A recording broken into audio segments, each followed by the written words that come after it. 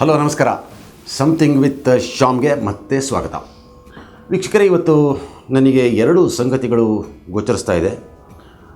ಮೊದಲು ನೋಡಿ, ಹೇಗೆ ನಮ್ಮ ಖಾಸಗಿ ಜೀವನ ಮತ್ತು ನಮ್ಮ ಸುತ್ತಮುತ್ತಲಿರುವ ಸಾಮಾಜಿಕದ ಆಗುಹೋಗುಗಳಿಗೆ ಯಾವ ರೀತಿಯ ಒಂದು ಸಂಬಂಧ ಇರುತ್ತೆ, ಪ್ರಪಂಚದಲ್ಲಿ ಏನೇನೋ ನಡೀತಾ ಇರುತ್ತೆ, ಅದಕ್ಕೆ ನಾವು ಹೇಗೆ ರಿಯಾಕ್ಟ್ ಮಾಡ್ತೀವಿ ಅನ್ನೋದಕ್ಕೆ ಎರಡು ಉದಾಹರಣೆ ನಾನು ಇಟ್ಕೊಂಡಿದ್ದೀನಿ ಇವತ್ತು. ಫಾರ್ ಎಕ್ಸಾಂಪಲ್ ನೋಡಿ, ನಾವೆಲ್ಲ ಸಾಲ ಮಾಡ್ತೀವಿ. ಸಾಲ ಮಾಡಿದವರು ಯಾರೂ ಇಲ್ಲ. ಕೋಟ್ಯಾಧಿಪತಿಗಳು ಸಾಲ ಮಾಡ್ತಾರೆ, ಉದ್ಯಮಕ್ಕೆ ಸಾಲ ಮಾಡ್ತಾರೆ, ಎಜುಕೇಷನ್ಗೆ ಸಾಲ ಮಾಡ್ತಾರೆ, ವಾಹನ ತೊಳಕ್ಕೆ ಸಾಲ ಮಾಡ್ತಾರೆ, ಮದುವೆ ಆಗಿ ಸಾಲ ಮಾಡ್ತಾರೆ, ಬಂಗಾರ ಬೆಳ್ಳಿ ತೊಳಕ್ಕೆ ಸಾಲ ಮಾಡ್ತಾರೆ. ಇನ್ನು ಕೆಲವರು ಸಾಲ ತೀರ್ಸೋಕ್ಕೋಸ್ಕರ ಸಾಲ ಮಾಡ್ತಾರೆ. ಸೊ ನಾವೆಲ್ಲ ಸಾಲದ ಬಲೆಯಲ್ಲಿ ಅಥವಾ ಸಾಲದ ಶೂಲದಲ್ಲಿ ಯಾರ್ಯಾರೋ ಒಂದೊಂದು ಕಾಲಘಟ್ಟದಲ್ಲಿ ಸಿಗಾಕ್ಕೊಟ್ಟಿರ್ತೀವಿ. ನಮ್ಮ ಸಾಲನೇ ನಾವು ತೀರಿಸ್ಕೊಳಕ್ಕಾಗಲ್ಲ. ಆದರೆ ನಮಗೆ ಆಸಕ್ತಿ ಏನು ಗೊತ್ತಾ, ಮಲ್ಯಾಗೆ ಸಾಲ ಎಷ್ಟಿದೆ ಅಂತ. ಸುಮಾರು ಯಾರೇ ಕೇಳಿ, ಹುಡುಗರು ಕೇಳಿ ಹೇಳ್ತಾರೆ, ಎಷ್ಟು ಸಾಲ ಇದೆ ಮಲ್ಯ ಅವ್ರಿಗೆ? 9,500 ಕೋಟಿ ಸಾಲ ಇದೆ ಸರ್.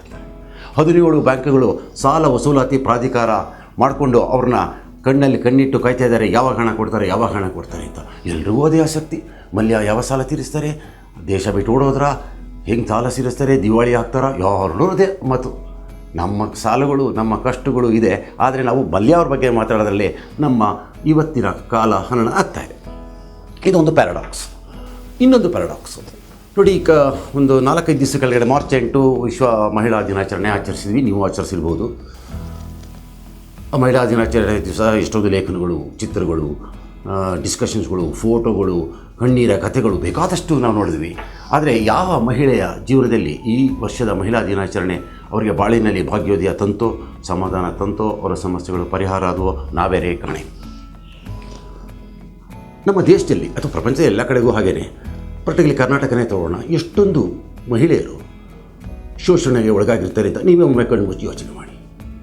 ಒಂದು ಕಡೆ ಬಡತನ, ಎರಡನೇ ಕಡೆ ಕೌಟುಂಬಿಕ ಹಿಂಸೆ, ಮೂರನೇ ಕಡೆ ಮಕ್ಕಳನ್ನ ಬೆಳೆಸೋದು, ಹೊರಗೂ ದುಡಿಬೇಕು ಒಳಗೂ ದುಡಿಬೇಕು, ಈ ಮಧ್ಯೆ ಗಂಡನಿಂದ ಹಿಂಸೆ, ಅತ್ತೆಯಿಂದ ಹಿಂಸೆ, ಮಾವನಿಂದ ಹಿಂಸೆ, ಮತ್ತು ಇವರ ಪರಿಸ್ಥಿತಿಯ ಲಾಭ ತೆಗೆದುಕೊಳ್ಳುವ ಕೆಲವು ಪುರುಷರು ಅವರ ಹಿಂಸೆ, ಇದನ್ನೆಲ್ಲ ತಡ್ಕೊಂಡು ಎಷ್ಟು ಜನ ಮಹಿಳೆಯರಿರ್ತಾರೆ.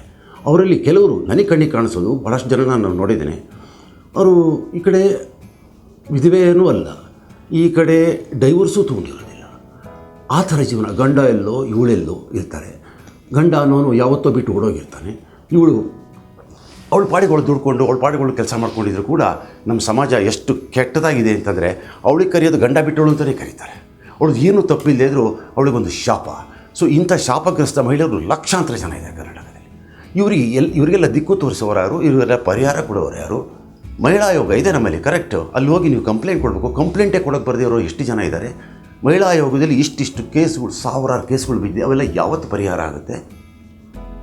ಈ ಮಧ್ಯೆ ಆ ಶೋಷಿತ ಮಹಿಳೆ ಒಬ್ಬಳೇ ಕಣ್ಣೀರು ಹಾಕುವಂಥ, ಕಣ್ಣೀರಲ್ಲಿ ಕೈ ತೊಳಿತಾ, ಸಾವು ಯಾವ ಥರ ಬರಲಪ್ಪ ಅಂತೇಳಿ ಬೇಡ್ಕೋತಾ ಇರೋ ಹೆಂಗಸರು ಬೇಕಷ್ಟು ಜನ ಇದೆ.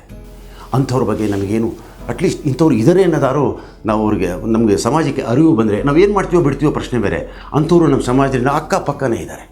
ಆದರೆ ಇದು ಖಾಸಗಿ ಜೀವನ ಆಯಿತು. ಸಾರ್ವಜನಿಕ ಜೀವನದಲ್ಲಿ ನೋಡಿ, ದರ್ಶನ್ ಫ್ಯಾಮಿಲಿ ಕೇಸ್ ಇದೆ ನೋಡಿ. ಈಗ ಎಲ್ಲ ಕಡೆ ಟಿ ವಿನಲ್ಲಿ, ಇಂಟರ್ನೆಟ್ಟಲ್ಲಿ, ಪೇಪರಲ್ಲಿ ಮಾತಾಡಿದವರೇ ಇಲ್ಲ. ಅವರ ಕುಟುಂಬದ ಗಂಡ ಹೆಂಡತಿ ವಿರುಸ it's the national news, international news. ಯಾರು ಬಾಯಲ್ಲಿ ನೋಡಿದ್ರು ಅದೇ, ನನ್ನ ಬಾಯಲ್ಲೂ ಅದೇ. ಗಂಡ ಹೆಂಡತಿ ಮಧ್ಯೆ ದಾಂಪತ್ಯದಲ್ಲಿ ವಿರುಸ, ಕೌಟುಂಬಿಕ ಹಿಂಸೆ, ಏನು ಅದರ ಮೇಲೆ ರೀಲ್ ಸ್ಟೋರೀಸ್ಗಳು, ಪ್ರೋಗ್ರಾಮ್ಗಳು, ಡಿಸ್ಕಷನ್ಗಳು, ರಸ್ತೆ ಅಲ್ಲದೇ ಮಾತಾಡ್ತಾ ಇದ್ದಾರೆ. ಆದರೆ ಒಬ್ಬ ಬಡತನದಲ್ಲಿರ್ತಕ್ಕಂಥ ಮಹಿಳೆಗೆ ಈ ಥರ ಶೋಷಣೆ ಯಾರು ಮಾತಾಡ್ತಾರ? ಅದಕ್ಕೆ ಹೇಳೋದು, celebrities life are more important to us and our life becomes less important ಅಂತ. ಇವತ್ತು ಮಧ್ಯಾಹ್ನ ದರ್ಶನ್ನು ಪೊಲೀಸ್ ಸ್ಟೇಷನ್ಗೆ ಹೋಗಿದ್ರು, ತ್ಯಾಗರಾಜ ನಗರಕ್ಕೆ. ಲೇಟೆಸ್ಟ್ ನ್ಯೂಸ್ ನಿಮ್ಗೆ ಹೇಳ್ತೀನಿ, ಚೂರು ಜಾಸ್ತಿ ಹೇಳ್ದ. ಹೋದರು ಪೊಲೀಸ್ ಸ್ಟೇಷನ್ಗೆ, ವಿಜಯಲಕ್ಷ್ಮಿ ಕಂಪ್ಲೇಂಟ್ ಕೊಟ್ಟಿದ್ದರು. ಕಂಪ್ಲೇಂಟ್ ಕೊಟ್ಟ ಮೇಲೆ ಇನ್ಸ್ಪೆಕ್ಟರ್ ಎಲ್ಲ ವಿಚಾರಣೆ ಮಾಡಿದ್ರು. ಅವಾಗ ಇವರು ಬರ್ಕೊಟ್ಟಂತೆ ಮುಚ್ಚಳಿಕೆ, ಇನ್ನು ಮುಂದೆ ನನ್ನ ಹೆಂಡತಿಯನ್ನು ನಾನು ಪೀಡನೆ ಮಾಡೋದಿಲ್ಲ, ಅವಳಿಗೆ ಹಿಂಸೆ ಕೊಡೋದಿಲ್ಲ ಅಂತೇಳಿ ಒಂದು ಮುಚ್ಚಳಿಕೆ ಪತ್ರ ಬರ್ಕೊಟ್ಟಿದ್ದಾರೆ. ಅಲ್ಲಿಗೆ ಇದು ಕತೆ ಮುಗಿಯೋದಿಲ್ಲ.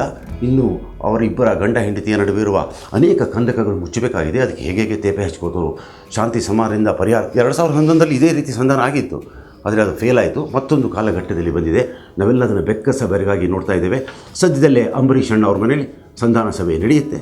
ಅಲ್ಲಿ ಏನಾಗುತ್ತೆ, ಹಣ್ಣಾಗುತ್ತೋ ಕಾಯಾಗುತ್ತೋ ಗೊತ್ತಿಲ್ಲ. ಇದನ್ನು ಯಾಕೆ ಹೇಳಿದೆ ನಾನು ಅಂದರೆ, ನೋಡಿ, ನಮ್ಮ ಎಲೆಯಲ್ಲಿ ಕತ್ತೆ ಸತ್ತು ಬಿದ್ದಿದೆ, ಇನ್ನೊಬ್ಬರ ಎಲೆಯಲ್ಲಿ ನೊಣ ಹೊಡಿತೀವಿ ಅಂತೇಳಲ್ಲ, ಹಾಗೆ ನಮ್ಮ ಆಸಕ್ತಿಗಳು, ಸುದ್ದಿ ಆಸಕ್ತಿಗಳು ಹೇಗಾಗಿರುತ್ತೆ ಅಂತ ನೋಡೋಣ. ಅಂಬರೀಷ್ ಅವ್ರ ಮನೆಯಲ್ಲಿ ಸಂಧಾನ ಸಭೆ ನಡೆಯುತ್ತೆ. ಅದು ಹಣ್ಣಾಗುತ್ತೋ ಕಾಯಾಗುತ್ತೋ ಗೊತ್ತಿಲ್ಲ. So this is another paradox. Thank you. ಈ ವಿಡಿಯೋ ನೋಡಿದ್ಮೇಲೆ ನಿಮಗೆ ಒಂದು ಕೋರಿಕೆ, ಒನ್ ಇಂಡಿಯಾ ಕನ್ನಡದ ಯೂಟ್ಯೂಬ್ ಅಲ್ಲಿ ಸಬ್ಸ್ಕ್ರೈಬ್ ಬಟನ್ ಇರುತ್ತೆ, ಹೋಗಿ ಸಬ್ಸ್ಕ್ರೈಬ್ ಆಗಿ, ಅದು ಉಚಿತ, ನಿಮಗೆ ಗೊತ್ತೇ ಇದೆ. ಆಗಾಗ ನಾನು ಸಮಥಿಂಗ್ ವಿತ್ ಶ್ಯಾಮಲ್ಲಿ ಬರ್ತಾಯಿರ್ತೀನಿ. ಹೀಗೆ ಕಷ್ಟ ಸುಖ ಮಾತಾಡ್ತಾ ಇರೋಣ.